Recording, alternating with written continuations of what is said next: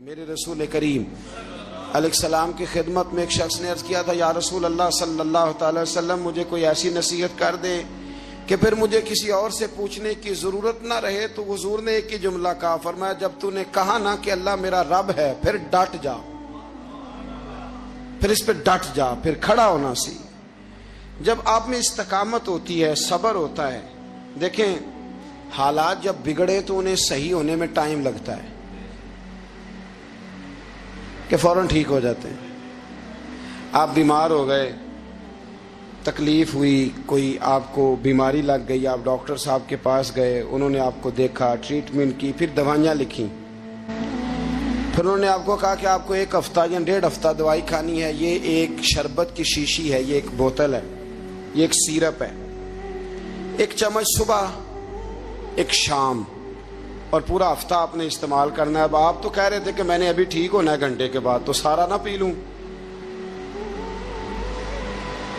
Syrup سارا نہ پی لوں ابھی، اور 1.5 ہفتے کی دوائی ابھی نہ کھا لوں، تھوڑی تھوڑی کر کے بھی تو کھانی ہے نا، ساری کٹھی نہ کھا لوں، ہو جائیں گے ٹھیک؟ کیا خیال ہے آپ کا؟ نہیں ہوں گے۔ کیوں؟ اس لیے کہ جس ترتیب سے ڈاکٹر نے آپ کو بتلایا ہے، آپ کا وجود اسی ترتیب سے اسے قبول کرے گا، آپ کا جو وہ مرض ہے وہ اسی ترتیب سے بہتر ہوگا جس ترتیب سے ڈاکٹر نے، طبیب نے، حکیم نے آپ کو بتلایا ہے، اسی مرتب ترتیب سے آپ نے اس کو دوا کو استعمال کرنا ہے، تو اسی ترتیب سے وہ سارے معاملات ٹھیک ہوں گے۔ اب آپ کا تو منشا تھا کہ میں نے سویرے فوراً اٹھنا ہے اور میں نے دوا کھانی ہے تو میں نے فٹافٹ ٹھیک ہو جانا ہے، تو بھئی یہ آپ کی منشا تو ہے، لیکن حکمت کا تقاضا یہ نہیں ہے۔ حکمت کا تقاضا یہ ہے کہ آپ کو 1 گولی کھانی ہے، 1 چمچ سیرپ کا پینا ہے، آپ کو مناسب پرہیز کرنا ہے، اس کے بعد جا کے آپ کی طبیعت ٹھیک ہوگی۔ لیکن اگر آپ کا یہ پروگرام بن گیا ہے کہ نہیں میں نے تو شام کو ہی ٹھیک ہونا ہے، تو یہ ممکن ہے نہیں ہے۔ اس کے لیے آپ کو ذہنی طور پر تیار ہونا چاہیے، آپ کو سمجھنا چاہیے کہ بہت ساری چیزیں ایسی ہوتی ہیں جنہیں وقت دینا پڑتا ہے، بہت سارے حالات ایسے ہوتے ہیں جنہیں ٹائم دینا پڑتا ہے، وہ اپنے وقت پر جا کے چیزیں درست ہو جاتی ہیں۔ لیکن ہم چاہتے ہیں کہ ہم ابھی کریں، سویرے کریں، شام کریں، وہ کئی دفعہ صحیح کرنے کی بجائے ماحول کو ہم خراب کر لیتے ہیں۔ انہیں وقت دیں، انہیں ٹائم دیں، انہیں موقع دیں۔ میرے رسول کریم صلی اللہ تعالی علیہ وآلہ وسلم ہجرت سے چند دن پہلے نہ خانہ کعبہ کو اندر سے دیکھنے کا دل کیا میرے نبی پاک کا، کیا مجھے مکہ چھوڑ کے مدینہ طیبہ جانا ہے تو میں ذرا کعبہ معظمہ کے اندر سے زیارت کر لوں۔ عثمان بن طلحہ ایک شخص تھا جو کلید بردار تھا، جس کے پاس خانہ کعبہ کی چابی ہوتی تھی۔ حضور صلی اللہ تعالی علیہ وسلم نے اس سے کہا کہ بھائی چابی ذرا دے دو، میں خانہ کعبہ کے اندر سے زیارت کرنا چاہتا ہوں۔ کہنے لگا کوئی اور ہوتا تو میں دے دیتا، آپ کو نہیں دوں گا، معاذ اللہ ثم معاذ اللہ۔ میرے رسول پاک کی بات نہ ستارے بھی مانتے ہیں، چاند بھی مانتا ہے، سورج بھی مانتا ہے۔ حضور اگر سورج کو کہنا واپس آ، حضرت علی نے نماز پڑھنی ہے تو وہ آ جاتا ہے، اور اگر حضور فرما دیں چاند کو 2 ٹکڑے ہو جا تو وہ 2 ٹکڑے ہو جاتا ہے۔ سورج بھی بات مانتا ہے، چاند بھی بات مانتا ہے۔ یہ سارے میرے رسول کریم علیہ السلام کے غلام ہیں۔ جہاں جہاں تک رب کریم کی خدائی ہے وہاں میرے حبیب کی مصطفائی ہے۔ حضور وہیں چاہتے نہ وہیں چاہتے، تو حضرت عمر اگر حکم دیں تو زمین تیل واپس کرتی ہے، تو حضور حکم دیتے تو وہ کافر اندر دھنسا لیتی زمین، سارا کام اسی وقت ہو جاتا۔ لیکن حضور نے کیا فرمایا؟ جب عثمان بن طلحہ نے کہا نا کہ آپ کو چابی نہیں ملے گی، اللہ کے رسول نے فرمایا عثمان ایک وقت آئے گا جب یہ چابی تجھ سے میں لوں گا، اور جس کو میرا دل کرے گا میں اسے دوں گا۔ ایک وقت آئے گا کہ یہ میں تجھ سے لوں گا، اور پھر جس کو میرا دل چاہے گا میں اس کو وہ چابی دوں گا۔ میرے نبی کریم رؤوف الرحیم سید عالم صلی اللہ علیہ وسلم نے وقت دیا۔ کتنا وقت لگا؟ 2 دن، 4 دن، 5 دن، 10 سال لگ گئے۔ حضور نے مکہ کو فتح کیا، حضور تشریف لائے، وہی چابی عثمان بن طلحہ کے پاس تھی۔ محبوب کریم نے بت توڑنے تھے، کعبہ کو ان سے پاک کرنا تھا، فرمایا لاؤ نا چابی کدھر ہے؟ عثمان کہتے ہیں حضور نے تو بات نہیں جتلائی، پر مجھے وہ لفظ یاد تھے کہ عثمان ایک وقت آئے گا، ایک، سمجھیے گا بات کو، ایک وقت آئے گا جب چابی میں لوں گا اور پھر جس کو میرا دل کرے گا میں اسے، پھر وقت آ گیا، پھر حضور نے چابی لے لی، پھر نبی پاک نے بت توڑے، پر قربان جاؤں مدینے والے محبوب کے طریقے پر، فدا ہو جائیں حضور علیہ الصلوۃ والسلام کے کمال درگزر پر۔ جب حضور فارغ ہوئے نا بیت اللہ کو صاف کر کے تو فرمایا کدھر ابھی عثمان بن طلحہ؟ وہ آئے تو حضور فرمانے لگے یہ چابی پہلے تیری خاندانی وراثت تھی، پھر میں نے اپنے وعدے کے مطابق لے لی، اب میں تمہیں واپس کر رہا ہوں، اب یہ چابی میں تمہیں واپس کر رہا ہوں، میں یہ چابی میں تمہیں دے رہا ہوں، لہذا اب تیری نسل سے بھی قیامت تک کوئی نہیں لے گا، میں تمہیں یہ چابی دے رہا ہوں۔ تو بھائی وقت کا انتظار کریں۔ اور عثمان بن طلحہ کہتے ہیں میں نے حضور کا یہ کمال کرم دیکھا تو میں کلمہ ہی پڑھ گیا، میں مسلمان ہی ہو گیا۔ وقت کو دیکھیں، وقت کا انتظار کریں، آنے والا ٹائم دیکھیں۔ ہم نا ٹائم نہیں دیتے، ہمیں جلدی بڑی ہے، کاروبار ٹھیک ہو جائے تو شام کو ہو جائے، بچہ تندرست ہو جائے تو پھر شام کو ہو جائے، مخالفین ٹھیک ہو جائیں تو شام کو ہو جائیں، ہمارے سارے کام شام سے پہلے، بلکہ جو ولی بننا چاہتا ہے وہ بھی کہتا ہے 1.25 گھنٹے میں بنا دو، لیٹ نہ کرو۔ کیونکہ بہت سارے تو کہتے ہیں یہ ایک نظر کریں، میں نے کہا آپ کوئی عمل بھی کریں نا، آپ تھوڑی محنت بھی کریں نا، کہتے ہیں ایک نظر کریں۔ ہمارے درویش کہا کرتے تھے کہ آج کل مرید کہتے ہیں نہ نماز پڑھاؤ، نہ روزہ رکھاؤ، نہ وظیفہ کراؤ، نہ کوئی اور کام کراؤ، سانو ایویں ہی بخشاؤ۔ تو بھئی اللہ نے خود 5 نمازیں فرض کی، رمضان کے روزے فرض کیے ہیں، زکوٰۃ فرض۔ تو جب اللہ نے ذمہ داریاں لگائی ہیں تو پھر کون ہے جو بغیر ذمہ داریوں کے آگے جائے؟ تو اپنی زندگی میں چیزوں کو سمجھے، غور کریں، وقت آپ کو دینا ہے، اور جب آپ وقت دیتے ہیں تو بہت سارے معاملات ٹھیک ہو جاتے ہیں۔ حضرت عمار بن یاسر بڑا شروع میں کلمہ پڑھا، ان لوگوں نے بڑی تکلیفیں اٹھائیں جنہوں نے آغاز اسلام میں کلمہ پڑھا، حالات اور طرح کے، میرے حضور کو بڑی اذیتیں دی جاتی تھیں۔ ابو لہب، عقبہ بن نبی معیط، یہ حضور کے 2 ہمسائے تھے۔ کچھ نفسیاتی تکلیفیں لوگ دیتے ہیں، ذہنی طور پر پریشان کرتے ہیں، مزاج ہوتا ہے۔ وہ دونوں کیا کرتے تھے، وہ سارا اپنے گھر کا کوڑا کرکٹ لا کے حضور کے دروازے پر پھینک جاتے۔ تو نبی کریم صلی اللہ تعالی وسلم فرماتے تھے کیا خوبصورت حق ہمسائیگی ادا کرتے ہو، کیا اچھا تم حق ہمسائیگی۔ اور دونوں طرف کے ہمسائے تکلیف دیتے، اذیت دیتے، حضور کو پریشان کرتے۔ حضرت عبداللہ ابن مبارک رحمۃ اللہ علیہ کا ہمسایہ بھی اسی طرح کرتا تھا، وہ اپنے گھر کا سارا گند کچرا اٹھا کے آپ کے گھر میں پھینک دیتا۔ 1 دن بھی پھینکا، 2 دن بھی پھینکا، 3 دن بھی پھینکا، 4 دن بھی پھینکا، 5 دن بھی پھینکا، مہینوں بیت گئے۔ ایک دن کہنے لگا میں روز کچرا پھینکتا ہوں، خود ہی کہنے لگا آپ کو تکلیف نہیں ہوتی؟ آپ فرمانے لگے میں نے ایک برتن رکھ دیا ہے، ایک جھاڑو رکھ دیا ہے، جب تو کچرا پھینکتا ہے تو میں اٹھا کے باہر پھینک آتا ہوں، اب تو بند نہ کرنا، اس لیے کہ مجھے عادت ہو گئی ہے، اب میں نے اپنے ٹائم میں سے نا ٹائم اس کچرے کو دینا شروع کر دیا ہے، اب تو بند نہ کرنا، اس لیے کہ مجھے اب اس بات کی عادت ہو گئی، اب میں روز اٹھاتا ہوں اور اٹھا کے ذرا باہر پھینک آتا ہوں، میں عادی ہو گیا ہوں تیری اذیت کا، اب میں تیری تکلیف کا۔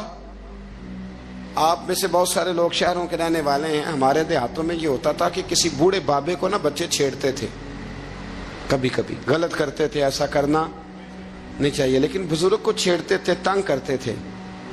کبھی وہ بچے نہ چھیڑتے تھے تو بزرگ خود کہتے تھے کہاں مر گئے آج سارے۔ اصل میں وہ پیار ہوتا تھا، وہ پیار لگ جاتا تھا، بتاتے نہیں تھے، لیکن علاقے کے بچوں کے ساتھ نا وہ غصہ ہوتا تھا، وہ چھیڑتے تھے۔ لیکن نا کئی دفعہ کوئی بندہ دشمنی کرتا ہے تو بندے کو اللہ کے قریب کر دیتا ہے، سجدے کا ذوق بڑھ جاتا ہے، عبادت کا مزاج بڑھ جاتا ہے، انسان کی طبیعت کے اندر خاص قرب آتا ہے۔ حضرت عمار بن یاسر رضی اللہ تعالیٰ عنہ فرماتے ہیں کہ بڑی تکلیف دیتے ہیں۔ حضرت عمار بن یاسر رضی اللہ تعالیٰ عنہ کی جو والدہ ہیں وہ اسلام کی پہلی شہیدہ ہیں، حضرت سمیہ ان کا نام تھا، اسلام کی پہلی شہیدہ۔ ان کے زیر ناف ابو جال نے نیزہ مار کے انہیں شہید کر دیا۔ حضرت عمار بن یاسر رضی اللہ تعالیٰ عنہ فرماتے ہیں کہ میرے والد کو اتنی تکلیفیں دی گئیں کہ وہ ان اذیتوں کی وجہ سے دنیا سے پردہ کر گئے۔ حضرت عمار بن یاسر کو خود کافر اتنا مارتے تھے کہ وہ اپنے حواس کھو بیٹھتے تھے اور ایسی باتیں کرتے تھے کہ سمجھ نہیں آتی تھی کہ یہ عمار بن یاسر بول رہے ہیں۔ اتنی سخت اذیت دیتے، اتنی سخت دکھ قبول محمد بخشا، راضی رہن پیارے، دکھ قبول محمد بخشا، بس راضی رہن، اتنی تکلیف دیتے کہ حضرت عمار بن یاسر حواس کھو بیٹھتے، تکلیف میں آتے، بڑا سہا، بڑا برداشت کیا۔ ایک دن میرے رسول پاک تشریف لائے اور حضور نے کہا او آل یاسر میں تمہیں مبارک دینے آیا ہوں، رب کریم نے تمہارے لیے جنت میں مکان بنا دیے ہیں، حضور نے تمہارے لیے، اللہ نے تمہارے لیے جنت میں مکانات، تمہیں مبارک ہو، تمہاری اذیتیں، تمہاری تکلیفیں، تمہارے درد، تمہاری راتیں کام آ گئیں، مالک نے تمہارے لیے مکانات بنا دیے ہیں، حالات ٹھیک کر دیے ہیں، طبیعتوں میں بہتری آ گئی ہے۔ میرے محبوب کریم رؤوف الرحیم سید عالم نور مجسم شفیع معظم آقا دو عالم صلی اللہ تعالی علیہ وسلم نے انہیں خوشخبری سنا دی۔ حضرت عمار کہتے ہیں پھر حالات بدلے، پھر میں نے جو مجھے اذیتیں دینے والے تھے میں نے انہیں گڑھوں میں گرتے دیکھا۔ آپ فرماتے ہیں ابو جہل کی لاش اٹھانے والا بھی بدر میں کوئی موجود نہ تھا، اور ابو لہب جو مجھے تکلیفیں دیتا تھا وہ مکے کے چوک میں مرا ہوا پڑا تھا، پر کوئی اس کے قریب جانے والا بھی موجود نہ تھا، کوئی نہیں تھا۔ آپ فرماتے ہیں وہ حالات بھی۔ حضرت عمار کا اپنا کیا حال ہوا؟ حضرت خالد بن ولید رضی اللہ تعالیٰ عنہ بڑے بہادر ہیں، حضور نے فرمایا یہ اللہ کی تلوار ہے، یہ اللہ کی، بڑے بہادر تھے، بڑے شیر دل تھے۔ فرماتے ہیں کبھی معذرت نہیں کرنی پڑی، کبھی جھکنا نہیں پڑا، کبھی کسی کی منت نہیں کی، اللہ نے طاقت اتنی عطا فرمائی تھی، ہمت، حوصلہ، صبر، استقامت اتنا دیا، کبھی کسی جگہ پشت نہیں لگی۔ لیکن فرماتے ہیں کسی وجہ سے نا ایک دن میرا عمار بن یاسر کے ساتھ کسی بات پہ اختلاف رائے ہو گیا، جھگڑا ہو گیا۔ توجہ ہے میری بات پر؟ فرماتے ہیں جھگڑا ہو گیا۔ ہمارا پتہ حال کیا ہے؟ ہمارا یہ حال ہوتا ہے کہ ہمارا جھگڑا ہو جائے تو خیر ہے، لیکن اگر پڑوسی کے بچے لڑ پڑے تو ہم کہتے ہیں اس کی روزی پاک نہیں، اس کی تربیت ٹھیک نہیں۔ ہمارا بھائیوں سے رٹا ہو جائے تو معاملہ اور ہے، کسی کا ہو جائے تو معاملہ اور ہے۔ میں بیمار ہو جاؤں تو آزمائش ہے، اور سامنے والا بیمار ہو جائے تو سزا ہے۔ پھر کیا ہے؟ بلکہ پنجابی کہنے نے کیتیاں نو پھڑیا ہے، یہی کہہ دیتے، اور میں بیمار ہو جاؤں تو آزمائش آگے جی اللہ کی طرف سے۔ ایسا نہ کریں، ہمارا فتویٰ اپنے حق میں اور ہوتا ہے، سامنے والے کے معاملے میں اور ہوتا ہے۔ حضرت عمار بن یاسر کی بات کر رہا تھا، جناب عمار بن یاسر رضی اللہ تعالی عنہ، حضرت عمار بن یاسر کہتے ہیں کہ حضرت خالد بن ولید کے ساتھ، جناب خالد بن ولید کہتے ہیں میری ان کے ساتھ نہ کسی بات میں اختلاف رائے ہو گیا، تو میں اب دلیر آدمی تھا، شیر آدمی تھا، کبھی جھکا نہیں تھا، کبھی کوئی معاملہ نہیں ہوا تھا، کبھی کوئی ایسی بات نہیں ہوئی تھی۔ آپ فرماتے ہیں جب رائے کا اختلاف ہو گیا نا، بات ذرا آگے بڑھ گئی تو نبی کریم صلی اللہ علیہ وسلم تک بات پہنچی، تو میرا یہ خیال تھا کہ حضور میری بھی سنیں گے، عمار بن یاسر کی بھی سنیں گے، پھر حضور کوئی فیصلہ کریں گے، پر قربان جاؤں وقت بدل گیا ہے نا، اب بہت بڑے چودھری ہیں، بڑے سردار ہیں، بڑے سپہ سالار ہیں حضرت خالد بن ولید، پر وقت بدل گیا۔ تو حضرت خالد بن ولید کہتے ہیں جب میں نے نبی کریم کی بارگاہ میں بات عرض کی، حضور تک بات پہنچی، تو میرے مصطفیٰ نے موٹی سی بات ارشاد فرمائی۔ رسول کریم فرمانے لگے بھئی بات مختصر سی ہے، جس نے عمار کو راضی کر لیا اس نے مجھے راضی کر لیا، اور جس نے اسے ناراض کیا اس نے مجھے ناراض کیا۔ فرماتے ہیں بس میری قیمت پڑ گئی، میرا قد اونچا ہو گیا۔ حضرت خالد بن ولید کہتے ہیں میں نے بھی کہا اب بات کیا کرنی ہے، اب تو گزارش ہی کرنی ہے، اب مدعا کیا سنانا ہے، اب تو بات کرنی ہے۔ فرماتے میں آگے بڑھا، اور جیسے بھی ہوا میں نے حضرت عمار بن یاسر کو راضی کیا۔ حضرت عمار کہتے ہیں ایک وقت وہ تھا اور ایک وقت یہ ہے، جب دونوں وقتوں کو دیکھتا ہوں تو کہتا ہوں الحمدللہ رب العالمین، یہ ساری تعریفیں اس رب کے لیے ہیں جو تمام جہانوں کو پالنے والا. وقت دیں معاملات کو, ٹائم دیں. آپ دیکھیں اللہ تبارک و تعالیٰ بڑا کریم ہے. وقت کے ساتھ جب چیزیں تبدیل ہوتی ہیں اپنے ٹائم کے. حضرت بلال حبشی رضی اللہ تعالی, بڑا مشکل نہیں, اکیلا آدمی, غریب آدمی, مکے کے سارے سرداروں کے قابو آ گیا. حضرت احسان میں نے خود اپنی آنکھوں سے دیکھا, حضرت بلال کے گلے میں رسی ڈال کے بچے کھینچا کرتے تھے. یار خاصا مشکل کام نہیں. امیہ بن خلف ڈنڈوں سے مارتا ہے, آپ کے ہاتھ اور پیر چارپائی کے نیچے رکھ کے تو اوپر بیٹھے رہتے بڑی بڑی دیر. بڑی تکلیف نہیں, بڑی اذیت نہیں. لیکن حضرت بلال حبشی فرماتے ہیں پھر میں نے وہ سارے دکھ مٹتے دیکھے. وقت بیت گیا. وہی امیہ بن خلف ایک دن گھوڑے پہ تھا, گھوڑے اپنے کو تیار کر رہا تھا, لگام ڈال رہا تھا. حضور علیہ السلام گزرے تو فرمایا کیا کر رہے ہو؟ کہنے لگے اس گھوڑے پر بیٹھ کے آپ کو شہید کروں گا. تو حضور فرمانے لگے تیاری کر لے, تجھے قتل میں نہیں کرنا ہے. پھر جنگ کے موقع پہ نا ہلکی سی خراش لگائی رسول پاک نے اسے, یہاں گلے پہ. تڑپتا تھا, روتا تھا, سسکتا تھا. لوگ کہتے تھے امیہ کیا ہو گیا, اتنا سیانہ بندہ یہ کیا کرتا ہے؟ تو کہنے لگا تمہیں پتہ نہیں مجھے تکلیف کتنی ہے. ضرب تو چھوٹی ہے پر تمہیں پتہ نہیں لگائی کس نے ہے تو چھوٹی پر تمہیں خبر نہیں کہ لگائی کس نے ہے, کس نے یہ ضرب لگا دی ہے. پھر تڑپ کر سسک کر مرا. حالات بدل جاتے ہیں, حالات میں تبدیلیاں آ جاتی.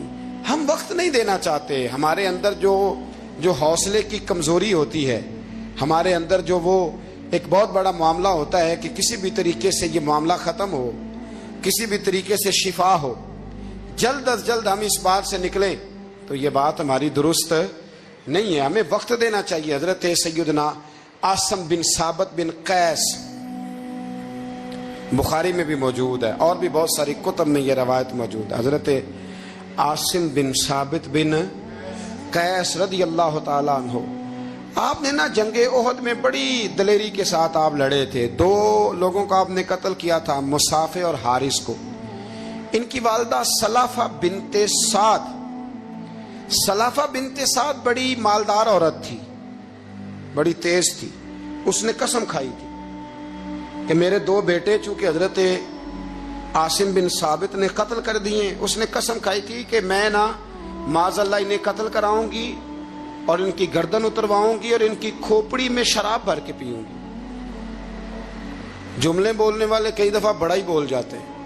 حضرت عاصم بن ثابت بن قیس رضی اللہ تعالیٰ, سلافہ بن سعد کہنے لگی کہ میرے بیٹے چونکہ انہوں نے قتل کیے تو 100 اونٹ دوں گی جو انہیں شہید کرے گا, اور پھر میں معاذ اللہ ان کی گردن اتروا کے کھوپڑی کے اندر شراب بھر کے پیوں گی. حضرت عاصم بن ثابت بڑے بہادر تھے, قابو نہ آ سکے. کافروں نے ایک چال چلی کہ مدینے سے کچھ مبلغ مانگے تبلیغ کرنے کے لیے. بطور مبلغ کو مانگا لیکن رستے میں بددیانتی کی, جھوٹ بولا, ظلم کیا, انہیں گرفتار کیا اور گرفتار کر کے معاذ اللہ تعالیٰ انہیں بیچنا چاہا. حضرت عاصم بن ثابت کہنے لگے میں میدان کا آدمی ہوں, میں قید ہونے سے لڑائی کرنے کو بہتر سمجھتا ہوں. میں کفار کا قیدی ہونے سے شہید ہونے کو فضیلت دوں گا. تلوار نکال لی, نیزے نکال لیے, لڑنے لگے. اب اکیلا آدمی اور سامنے درجنوں بیسیوں لڑنے والے, سب کا رخ جب انہی کی طرف ہوا تو حضرت عاصم بن ثابت بن قیس رضی اللہ تعالیٰ عنہ سمجھنے لگے اب شہید ہو جاؤں گا. تو آپ نے ایک دعا مانگی, کہنے لگے اے اللہ میرے بدن کی حفاظت کرنا, اے اللہ میرے وجود کی حفاظت کرنا. گویا میری لاش کی یہ بے حرمتی نہ کرے, اللہ حفاظت کرنا. شہید کر دیے گئے. جیسے ہی آپ شہید ہوئے تو اب وہاں تو منت یہ تھی نا معاذ اللہ کے گلا کاٹیں گے اور معاذ اللہ کھوپڑی میں شراب پیئیں گے. انہوں نے دعا کر دی یا اللہ حفاظت کرنا. آپ سب بھی دعا کریں یا اللہ ہماری حفاظت فرما, اے اللہ دنیا میں بھی حفاظت فرما, قبر میں بھی حفاظت فرما, حاسدوں سے, شریروں سے, مفسدوں سے, اے اللہ حفاظت کرنا. یہ دعا فرمائی. جب آپ شہید کر دیے گئے نا, لاش مبارک قریب تھی, تو کافر گردن کاٹنے کے لیے آگے بڑھے تو سینکڑوں کی تعداد میں شہد کی مکھیاں آ گئی. انہوں نے گھیرا ڈال لیا سارے وجود کو. اب کتنی کو مکھیاں اڑائیں؟ ایک کو اڑاتے ہیں 10 اور آ جاتی ہیں, 2 کو اڑاتے ہیں 10 اور ان کا خیال تھا شاید وجود کاٹنے آئی ہیں. وہ چلے گئے, کہنے لگے شام کو جب مکھیاں چلی جائیں گی تو دوبارہ آئیں گے. لیکن جب مکھیاں اڑی تو انہوں نے وجود کو چھوا بھی نہیں تھا. انہوں نے وجود کی حفاظت کی, دعا مانگی تھی, اے اللہ ان سے میری حفاظت فرما, مجھے ثابت قدم رکھ. مکھیوں نے وجود کو چھوا بھی نہیں. اور جب رات ہوئی تو نہ بادل تھے, نہ پانی تھا, نہ ہوا تھی, لیکن اللہ نے پانی بھیجا, بارش آئی اور حضرت عاصم بن ثابت کی لاش کو بہا کے لے گئی. وجود بہا کے لے گئی. سویرے ڈھونڈتے رہے پر ان کا وجود کسی کو ملا. بعد مرن دے مکھڑا میرا ہو جاوے جے تازہ, پھر سمجھ لینا محبوب میرے نے آن پڑے ہے جنازہ. پھر سمجھ لینا محبوب میرے نے آن پڑے ہے. اور ایک شعر پڑھنا دوں چراغے گولڑا کا, کئی دفعہ پڑھتا ہوں, آج پھر نہ کہہ دوں. کہنے لگے بے قدرہ کچھ قدر نہ جاتی, کیتی خوب تسلی ہو, دنیا دار پجاری زردے کتیاں دے گل ٹلی ہو. بک بک روشن اکھیاں تکیو ویک حویلی کلی ہو, کوچ نصیر اساں جدوں کیتی پہ جانی تر تھلی ہو. تو یاد رکھ میرے بھائی, جب آپ ثابت قدم رہے. حضرت خباب رضی اللہ تعالی عنہ, بخاری میں ذکر ہے, کتب حدیث میں, کتب سیرت میں ذکر.